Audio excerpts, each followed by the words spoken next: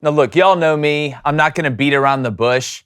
And to be honest, trying to predict who is going to finish where in the SEC this year, especially in the SEC West, about sent me to Shutter Island. But I feel like I figured it out somewhat.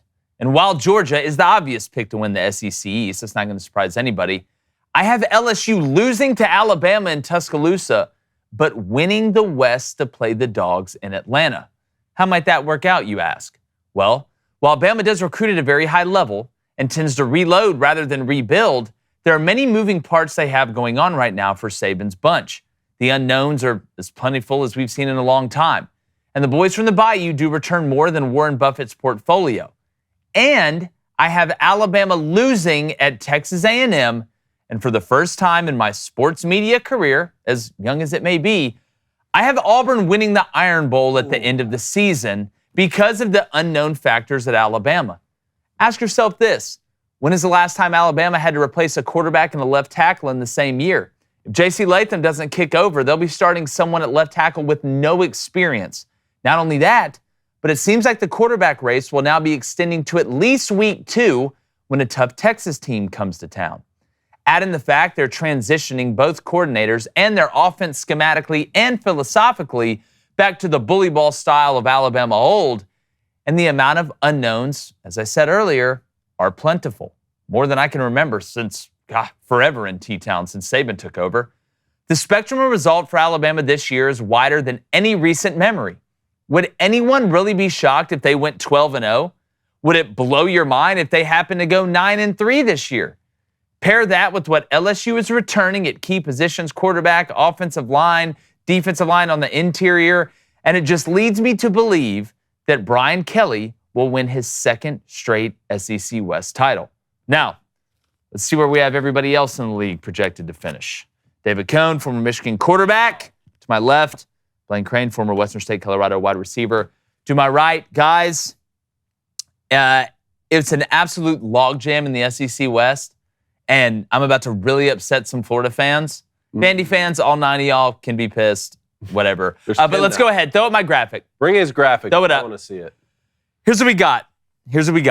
All right. And it is Flaming Dragon Friday. Go ahead. Play the Flaming Dragon when I'm trying to get through this so I can get to this. Come on. There it is. Flaming Dragon. Yep. Cool story. Bow to your sensei.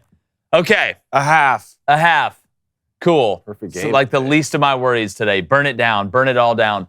Here's what I got in the SEC West. LSU 11-1. 7-1 in the conference, losing at Alabama, winning the rest of the way, including against Florida State in week 1, even though Mason Smith's out, right? The bricklayer. Then I got Bama going 9-3. That's right. Under 10 wins for the first time in the last 15 years.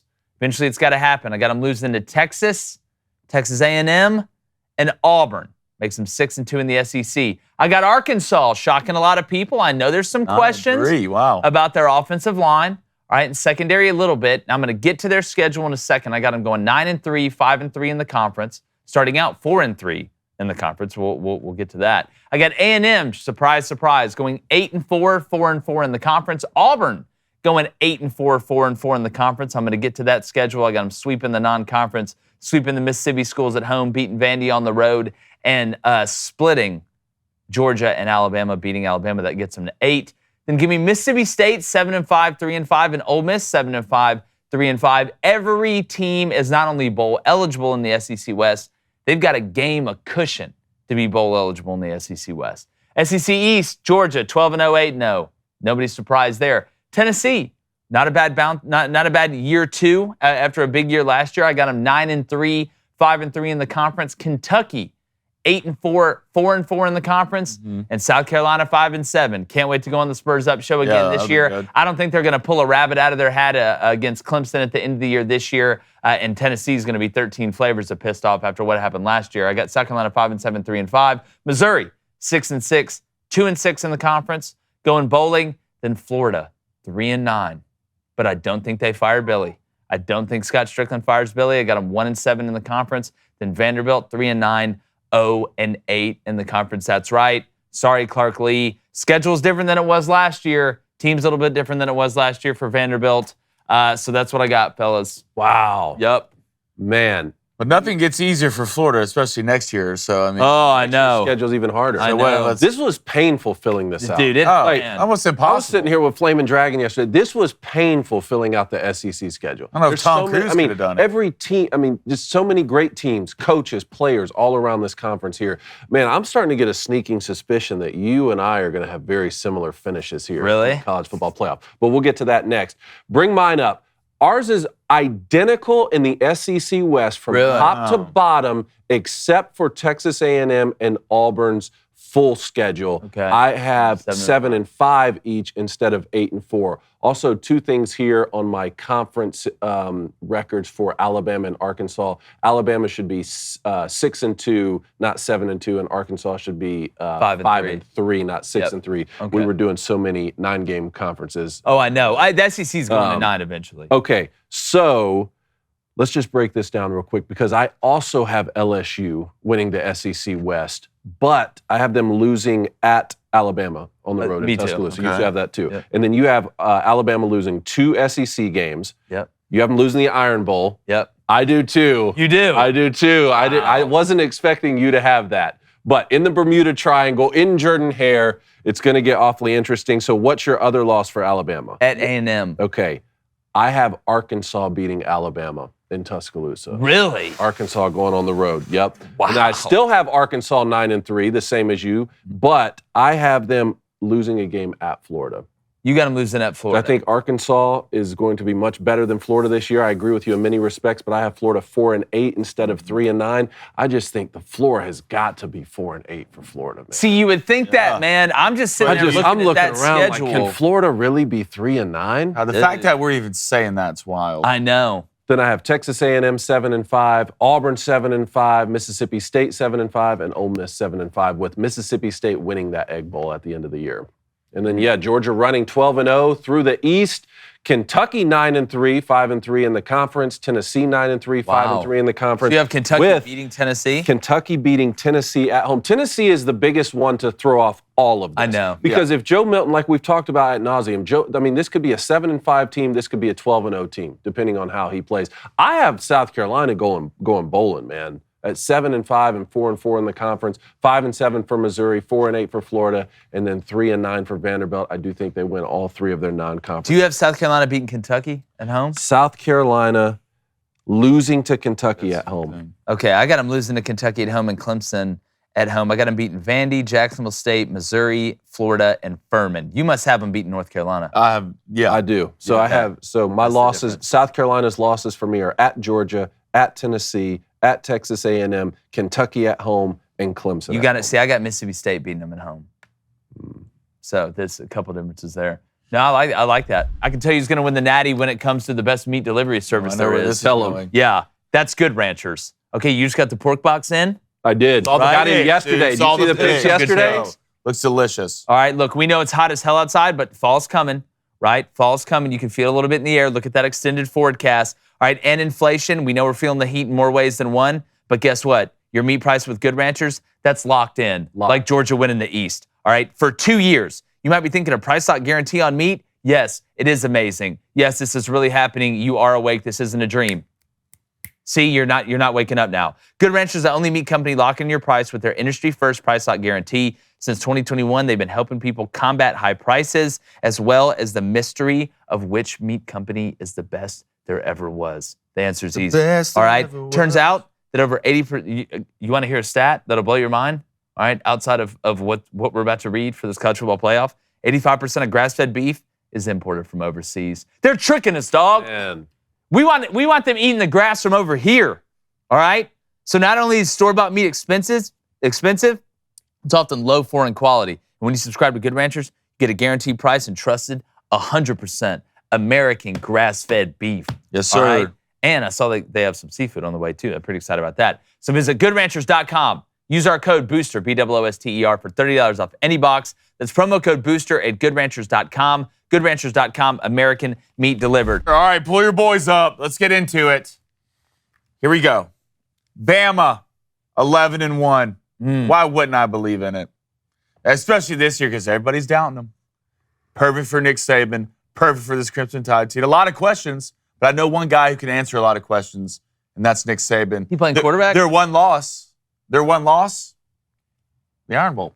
You got him. You have it too. You have it too. The Iron Bowl, baby. Sweep. Now it'll Bermuda never happen. Triangle. I just want to say, because I'm going to catch hell for this, I've never predicted in No. my sports media career Auburn to beat Alabama. This is the first time ever I've ever done Now that we've all done it, I'm putting $100 on Alabama. it. For sure, why not? Smart man. All right, LSU 11-1. I'd have them losing at Bama. Ole Miss 8-4. I don't think Lane will ever win 10 games, but we're gonna give them 8-4. Arkansas 7-5. A lot of questions. I know you got Rocket. I know you got KJ. Offensive line questions. Defense always questions. Offensive line and secondary. Can they stay healthy? You give me Auburn 7-5. You'll take that in Hugh Freeze's first year. 3-5 in conference. A&M 7-5 going bowling. Congratulations, Jimbo. Y'all did it. Mississippi State 6-6, and that was a tough one for me, man. Mississippi State was a team that won nine games last year. Games. You bring back Will Rogers, who can absolutely sling the pill. You got Woody. But I just went 6-6. All right, let's go to the East. Surprise, surprise. Georgia Bulldogs 12-0. Even with long-faced Carson Beck, that team will be so good from top to bottom. Kentucky 8-4. One thing Kentucky can always do, you added a great piece of quarterback. They can run the ball. They can stop the run, and they're always good up front on the offensive line and defensive line. So I believe 8-4 for Tennessee. I just don't know how much I believe in Joe Milton.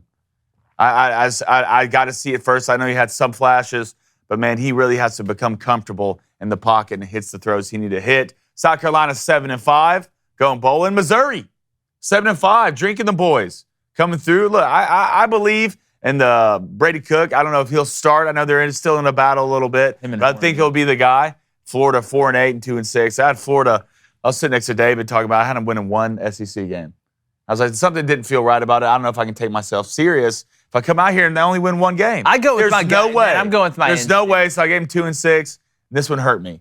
This last one hurt me. Yeah. Vandy 3-9 and 0-8 in the conference. Look, I mean, it's Schedule. tough. The schedule's tough for Clark Lee and the boys. Let's focus on finish our stadium. I've got LSU beating Georgia in the conference championship game. We'll get to that when we talk about the playoff. I got Kirby as the coach of the year, player of the year, Jaden Daniels. I like Jaden Daniels. And the way that I have it shaken out, I think Brian Kelly would be coach of the year as well. So let's break this down real quick. So you have Alabama 11-1. Their loss is the Iron Bowl. Correct. I have them 10-2. You have them 9-3. Yep. So Arkansas, we both have 9-3 on the year, which that's a heck of a season for Arkansas. Heck of a season. You have them 7-5. What are those losses for Arkansas? LSU. Yep. Ole Miss. Me too. Mizzou. Okay. Bama. State. Yeah, see, I've got Arkansas' schedule is kind of weird when you look at it. I've got them beating Western Carolina, beating Kent State, beating BYU, start out 3-0, lose at LSU, beat A&M on a neutral site, lose at Ole Miss and Bama back-to-back. Okay. They beat Mississippi State at home, beat Florida on the road, beat Auburn at home, beat FIU at home, and then beat Missouri at home to finish the season with 5 straight wins in a year where there's not a ton of returning quarterbacks and backfields in the SEC. I know there's some questions at tackle at Arkansas. I feel like Sam Pittman, even though he is the head coach, he's an offensive line guy. I think he can figure it out. The defense does worry me, but that's why I have them losing at LSU, at Ole Miss, and at Bama to go 9-3. But let me ask you this, David.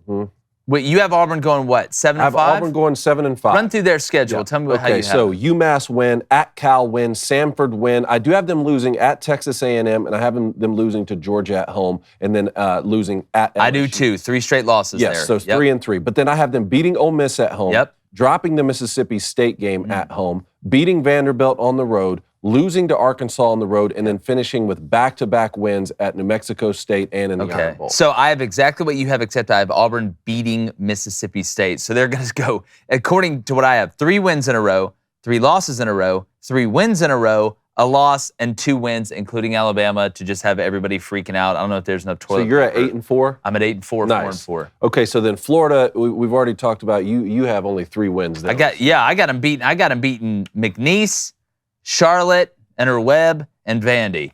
Okay, I have that, but then I also have that win against Arkansas at home, which, look, again, it's not likely, but it's just, look, it's tough to go win on the Swamp. I mean, it's not out of the realm of possibility that Tennessee could go have their hands full in the Swamp, too. I agree. Early in the season, let's say maybe Joe Milton's turning the football over early in the year before he gets it figured out. Like, I don't know.